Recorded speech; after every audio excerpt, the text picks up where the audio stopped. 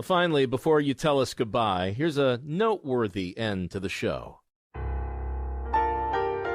With the pandemic still raging and a city not staging the spotlight that once it had, the searchlights are quiet, there's an entertainment diet, and the news can make you kinda sad. But don't say any of that to musician and songwriter Bruce Lloyd Cates, born and raised in the City of Angels. He wrote this song a few years back to underscore how special this hodgepodge of sprawl really is, and how unmatched it remains to this day by other cities bigger, mostly smaller. Lonesome for L.A. is an ode to Los Angeles, one that's not sarcastic like that other more famous song, you know, the one where you're supposed to love it, or songs about bridges or taco trucks and the like. All good songs, by the way. His is a musical feeling of being here and never leaving, going all in L.A. New York was a kick, but my poor legs and feet got sore kinda quick. In Boston was all that history they got. I missed quite a lot, it's true.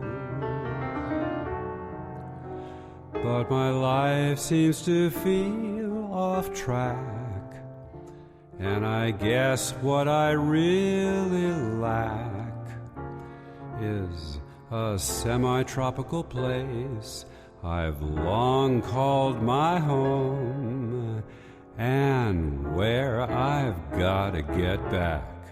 I was a piano technician all my life. I'm retired now.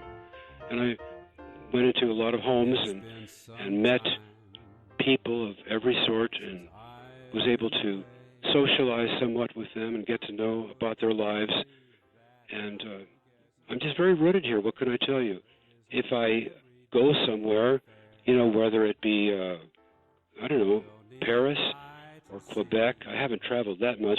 Whenever I have, it only takes me about a day or so when I feel that pull to go back to my home. But I'm lonesome for L.A.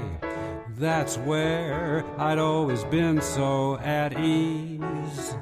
Loved a free kind of feeling there, where people survive off their fantasies.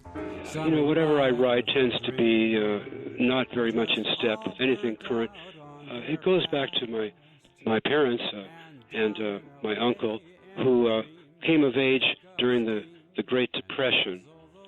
And they were musicians back in that pre-television time, where every corner bar would have some piano, and people went out, you know, in evenings, and there would be maybe a pianist or maybe several musicians who knew all the old tunes of that time, you know, that Tin Pan Alley stuff, and customers would dance and maybe throw a few coins in the kitty for tips. My dad would come home in the early hours of the morning with maybe, well, first of all, they'd pay you $3, which was a considerable amount of money at that time. You could buy a tuna sandwich for 10 cents. A full meal with coffee and dessert would come to 35 cents. And he was able to support himself. That was really something at a time when all of his friends were out of work. So that's the music that I heard when I was just a baby growing up. People will put me down. So what else is new? For they underrate my town. It's almost a hip thing to do. Well, you know, LA is not an easy place to write it about, because in contrast to other big cities, there isn't this central core idea. So you search around for something. What are you going to write about? Pershing Square? So my central core idea is simply my nostalgia.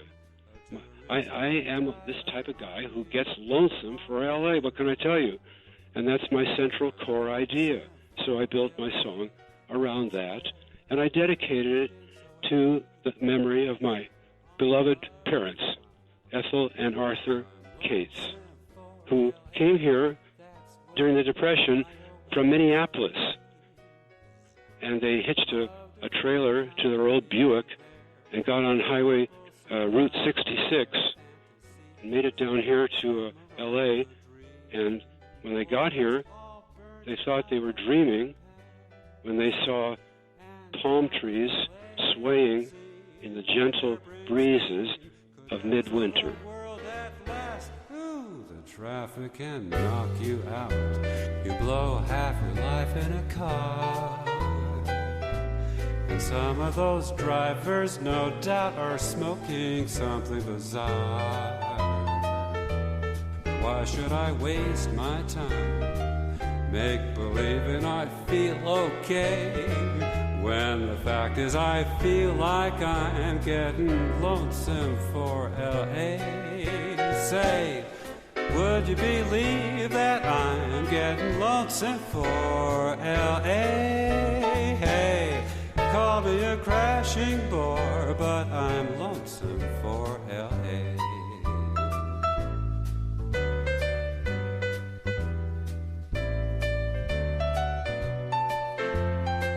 Call me a crashing bore, but I'm lonesome for L.A.